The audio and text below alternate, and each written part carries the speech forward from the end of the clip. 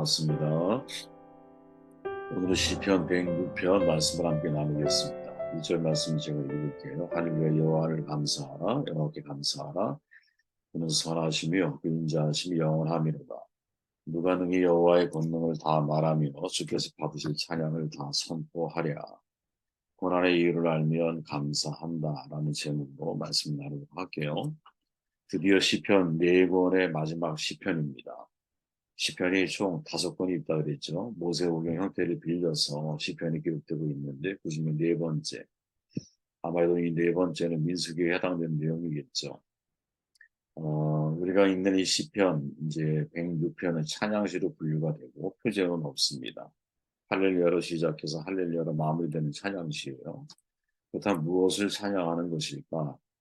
우리가 어제 나눴던 105편이 족장시대의 출애굽에 이르기까지 하나님께서 행하신 일들을 구체적으로 기억하면서 하나님을 찬양하는 시였다면 오늘의 106편은 출애굽 이후의 광야 시대에서 조상들이 불순종하잖아요. 그 불순종의 모습에도 불구하고 은혜를 베푸신 하나님의 성품에 관하여 감사하며 찬양을 하고 있죠.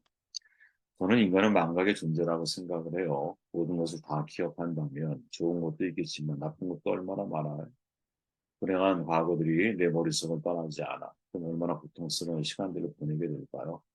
오히려 하나님이 우리에게 망각의 은혜를 주셔서 적당히 좀 잊고 살아가는 것도 이게 삶의 지혜가 아닌가 하는 생각을 하게 되는데 그럼에도 불구하고 절대로 잊지 말아야 할 게 있다는 하나님의 은혜인 거죠. 제가 지난 시간에 감사란 카리스티아라고 하는 단어라고 말씀을 드렸죠. 근데 그 안에 카리스라고 하는 단어가 숨어 있잖아요. 그러니까 감사 안에는 은혜가 들어있는 거죠. 은혜는 값없이 선물로 받은 거거든요. 선물은 대가 지불이 필요가 없잖아요. 그렇기 때문에 은혜에 보답하는 유일한 길은 감사밖에 없는 거죠. 내가 선물을 받고 돈을 줄 수는 없는 거 아니에요. 그러면 정말 내가 선물을 값지게 받는 방법이 있다면 그것은 받은 이후에 감사를 표현하는 거죠. 은혜를 망각한 조상들에 대해서 다시 은혜를 베푸시는 하나님, 지인은 감사의 이유를 오늘의 이 시편 곳곳에 표현하고 있는데 어떨 때 감사하고 있는 건가? 무엇을 감사하고 있는 것일까? 질문하고 말씀을 읽어보면 우리의 감사의 내용이 좀 더 뭐랄까 스펙트럼이 좀 넓어질 수 있는 그러한 시간이 되지 않을까 하는 생각을 해봅니다. 저는 3가지로 정돈할 수 있다고 보는데 먼저 6절을 보니까 우리가 우리 조상들처럼 범죄하여 사악을 행하며 악을 지었나이다.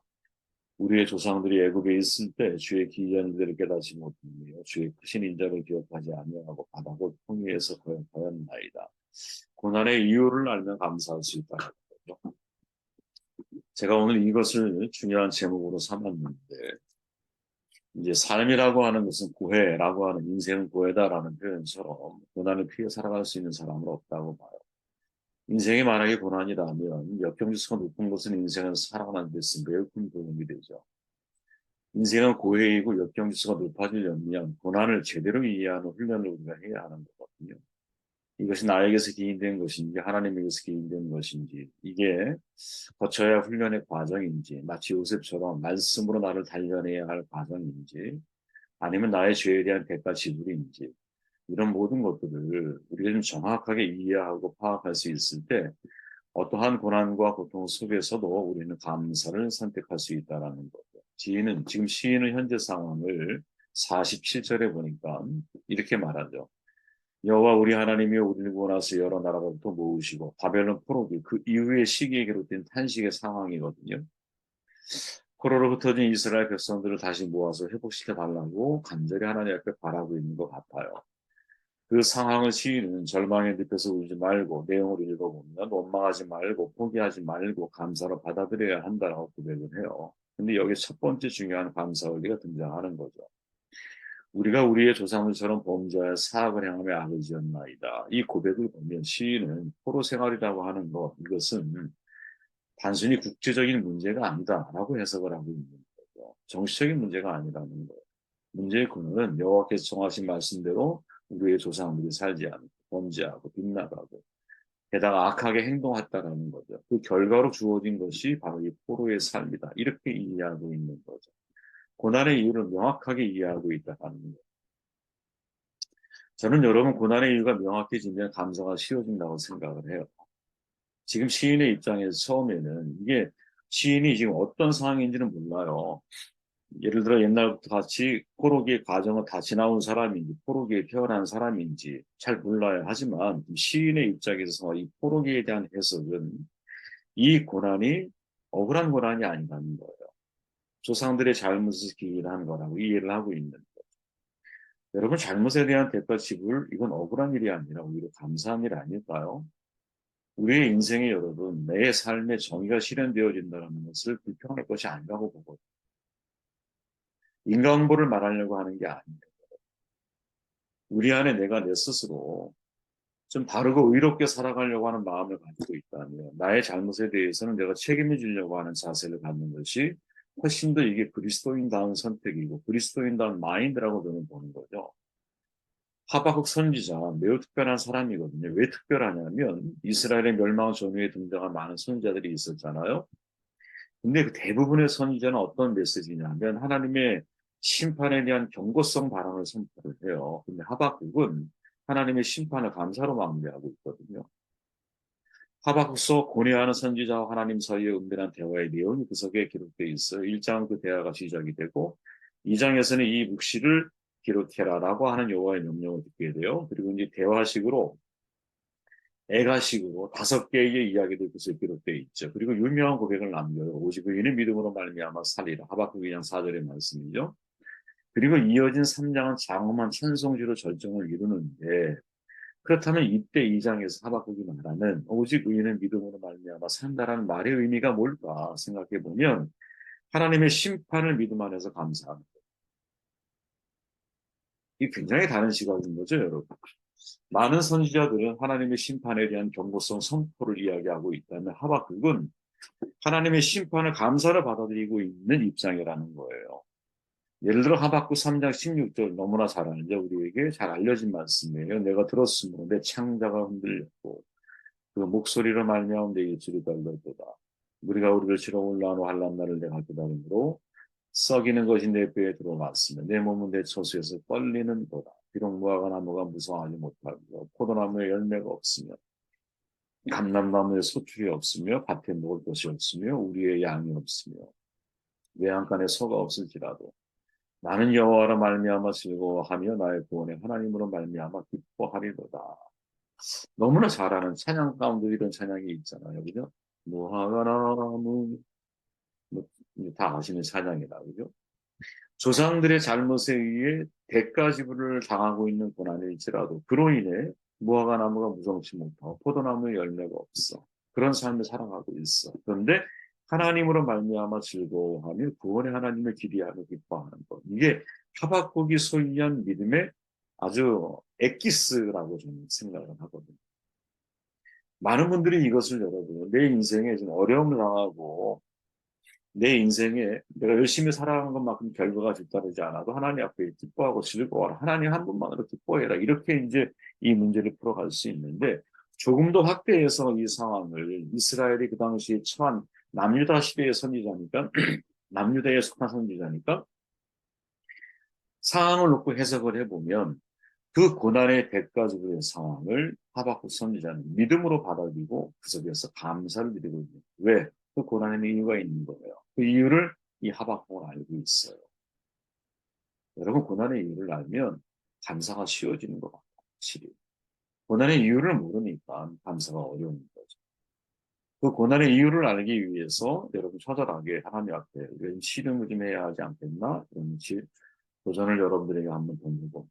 23절 그러므로 여호와께서 그들을 멸하리라 하셨으나 그 택하신 모세가 그 어려움 가운데서 그의 앞에 서서 그의 놀이 돌이켜 멸하시지 아니하게 하였도다. 인내의 사랑을 알면 감사할 수 있다라. 여러분 이 본문의 7절부터 39절까지는 이스라엘 반역과 불순종에 관한 이야기들이 차례차례 소개가 되거든요. 중요한 것은 시인이 강조하는 것은 반역하는 이스라엘에 대한 하나님의 반응이에요. 계속 반복적으로 나오는 게 뭐냐. 불순종에 대한 하나님의 반응과 태도를 계속 반복해서 나오는 게 뭐냐면 여호와께서 그들을 멸하리라 하셨으나 돌이켜 멸하지 아니하셨다. 그러면서 하나님이 참으셨다. 이거를 계속 반복해서 이야기를 해요. 시인이. 다시 말하면 하나님의 인내의 사랑을 알아야 감사합니다. 하나님의 인내의 사랑. 여러분, 바울이 자신을 죄인 중에 괴수라고 고백하면서 그럼에도 긍휼을 입은 이유에 대해서 자신의 영적인 아들 디모데에게 이렇게 고백을 해요. 그러나 내가 긍휼을 입은 까닭은 예수 그리스도께서 내게 먼저 일체 오래 참으심을 보이사 그의 주를 믿어 영생 얻는 자들에게 본이 되게 하려 하십니다. 여러분, 이 구절에 밑줄을 그어야 돼요. 지금 바울은 여러분, 자기가 죄인 중에 괴수라고 하는 신앙에 성숙해지면 성숙해질수록 하나님이 나에 대해서 오래 참고 계시는구나 하는 것을 깨달아가잖아요. 사실은 정반대가 되는 게 맞죠. 그죠? 디모데서가 여러분 후반기에 기록된 서신이라고 할 때 사실은 신앙이 성숙해지고 사역이 깊어질수록 하나님이 나에 대해서 오래 참으셨기 때문에 내가 이 일을 한다 이런 고백이 아니라 오히려 하나님 앞에서 내가 더 열심으로 사랑을 알기 때문에 자기의 어떤 뭐라 할까요? 의를 충분히 표현할 수 있는 타이밍에 지금 와 있거든요. 그런데 그런 자리에서 바울은 뭐라고 말하냐?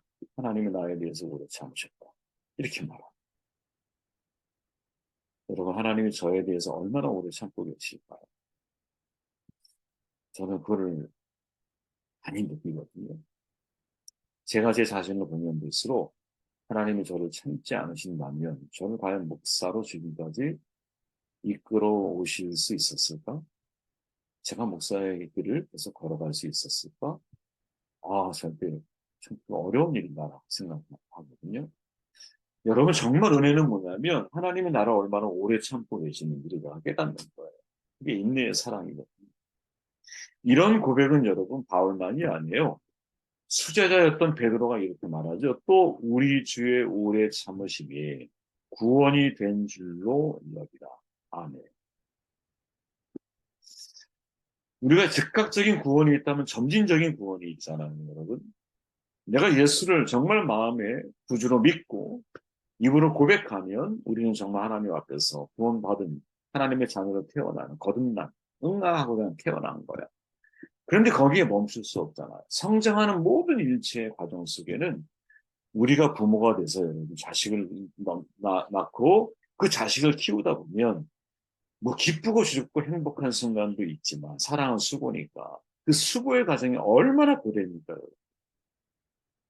그죠? 떠올려 보세요. 우리 장로님이나 교수님 두 자녀 키우는 그 어렸을 때부터 과정 행복하죠. 기쁨이 있죠. 그러나 친절히 마른 자리 가려가면서 정말 얼마나 오래 참고 그 자녀들을 키워오셨습니까? 그 생각을 하면 하나님이 나를 키우실 때 얼마나 오래 참고 나를 키우고 계실까? 나를 정말 구원이라고 하는 거, 성숙한 구원의 자리에 나를 세우시기 위해서 얼마나 오래 참고 하나님이 나를 인내하고 계시는가? 그래서 이것을 깨닫고 있는 사도 바울이 고린도 사랑장이라고 알려진 13장에서 말하죠. 사랑은 언제나 오래 참는 것. 이것부터 시작을 하는 거야. 이 고백은 여러분 우연한 고백이 아닌 거예요. 자기 자신의 신앙 고백인 거예요. 신자를 신자답게 하는 게 뭘까? 나를 향한 하나님의 인내의 사랑을 알게 됐다는 점이 있거든. 인내의 사랑. 나를 얼마나 인내하고 계시네. 박영선 목사님이 이런 말을 해요. 사랑은 오래 참는다. 영어로 표현하면 love is long suffering 이라고 말을 해요. 오랜 고통이라는 거예요. 오랜 고통. 근데 박영선 목사님이 여기다 뭐를 덧붙이냐면 오랜 고통을 멋있게 참는 것. 이게 진짜 사랑이 오래 참는다의 의미가 아닐까? 저는 이 표현이 진짜 멋있다고 생각을 하거든요. 그래, 고통이 오래돼. long suffering이야. long suffering. 근데 long suffering을 사랑하니까 어떻게 돼? 멋있게 참는 거라는 거. 어쩔 수 없이 참는 거, 참을 수밖에 없기 때문에 참는 거, 이게 아니라 사랑하는 마음으로 참는 거. 사랑하기 위해 참는 거. 하나님의 참으심이 이와 같다라. 우리를 사랑하시기에 참는 거. 자녀 얘기를 했지만 우리의 자녀가 항상 내가 사랑스러운 행동을 하기 때문에 사랑하는 건가? 아니에요. 내 새끼니까 사랑하는 거지. 그리고 내가 사랑의 수고를 통해 나왔고 사랑의 수고를 통해 기르고 있으니까 뭔가 걔 모습 속에 나의 모습을 보니까 우리가 하나님의 형상으로 지음받았다고 그랬잖아요. 하나님은 나를 보면서 하나님을 보시는 거예요. 정말 마음 짠해지지 않습니까, 여러분? 나를 보면서 하나님을 보십니다. 우리가 자녀를 보면서 나를 보듯이 하나님은 나를 보면서 당신을 보고 계세요. 그게 얼마나 짠하시겠어. 그죠? 그게 인내의 사랑, 인내의 사랑. 우리가 사람을 볼 때 그 사람 속에서 하나님의 영상을 보고 그 사람 속에서 나를 볼 수 있을 때 그 사람을 바라보면 짠해지는 거지. 인내할 수밖에 없는 거지. 44절 말씀을 보고 정돈할게요. 그러나 여호와께서 그들의 부르짖음을 들으실 때에 그들의 고통을 돌보시며 그들을 위하여 그의 언약을 기억하시고 그 인자하심을 따라 뜻을 돌이키사 그들을 사로잡은 모든 자에게서 긍휼히 여김을 받으셨도다. 기회를 주신다라는 것을 알아야 감사하는 거예요. 자, 오늘 본문이 그러죠. 긍휼히 여김을 받게 하셨다. 누구에게? 사로잡은 모든 자에게. 어디에서? 사로잡은 사람들에게서. 여러분, 이게 정말 멋진 이 시인의 표현이라고 생각을 하거든요. 제가 기억은 안 나요. 근데 어떤 신학자가 뭐라고 말을 했냐면 하나님은 두 번째 기회를 주시는 분 이렇게 정의를 해요. God offer second chance거든요. 근데 이게 두 번째라고 하는 표현이 뭐냐면 딱 두 번의 기회를 준다라는 말이 아니야. 이때의 두 번째라는 표현. 이 두 번의 의미는 여러분 또 다시라고 하는 의미를 가지고 있다라는 거죠. 그러니까 내가 예를 들어 실패했어. 하나님은 또 다시 나에게 기회를 주시려고 하는 분이다. 이런 실패가 100번 됐어. 하나님은 또다시 나에게 기회를 주시려고 하는 분이다. 저는 사실 이 이야기를 생각하면서 그냥 제 자신만 떠올랐어요.